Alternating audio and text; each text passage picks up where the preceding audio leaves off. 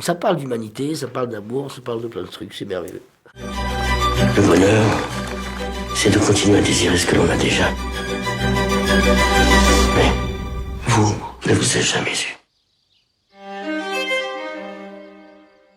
Je parle du bon sens, moi, souvent. Et le bon sens, ça a un rythme à respecter. C'est quelqu'un qui, par exemple, donne un bouffon, il vit avec ses saisons, il vit avec les saisons. Et le bon sens, c'est de manger les choses qui sont prévues à un certain moment. Vous voyez, aujourd'hui, on prend tout en même temps et on fait pas de distinction.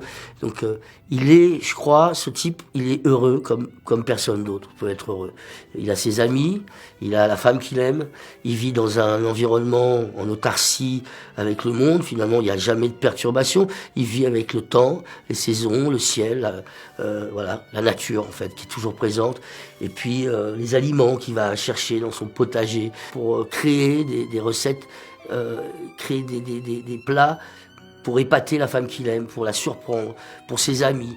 On parle de plaisir, on parle d'amour, et effectivement, de prendre ce temps-là, parce que cuisiner, c'est un temps qu'il faut... Il y a un temps pour tout. Mais la cuisine, faut pas aller plus vite que ce qui est prévu. On peut pas cuire un aliment plus vite. Parce que si vous le faites plus vite, ce sera pas bon. Et puis vous allez vous blesser. Voilà, il faut prendre ce temps-là. Et il a le temps de le faire. Nous, on n'a plus le temps aujourd'hui. Vous pouvez pas prétendre à une vie pareille dans une société comme la nôtre.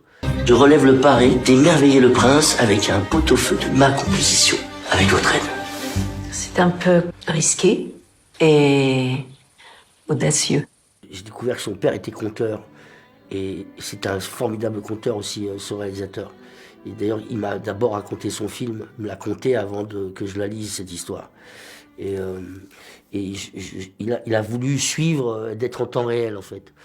C'est des plans séquences pour la plupart du temps, donc on tourne dans la continuité, et donc on doit respecter effectivement ces temps-là. Pour moi, il était important qu'il y ait aussi une humeur, parce que c'est tellement concentré, c'est tellement précis parfois, et souvent même qu'on oublie de vivre.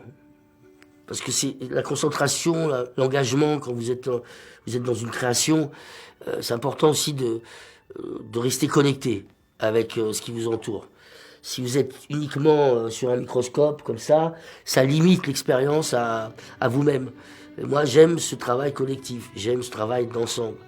Et j'ai envie de faire en sorte que l'énergie, elle soit présente. Et pour ça, il fallait aussi mettre une humeur sur le plateau.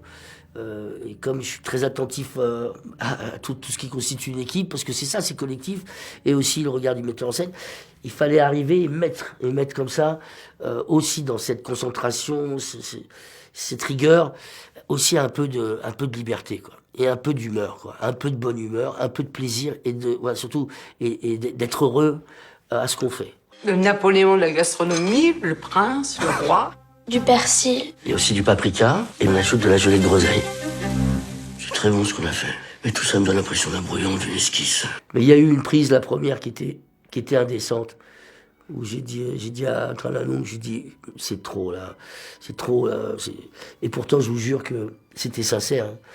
On nous a préparé, on a dégusté, on a eu la chance de déguster tout ce qu'on a préparé, tout ce qu'on a tourné, tout ce qu'on a vu, on l'a dégusté réellement. Donc on ne pouvait pas être...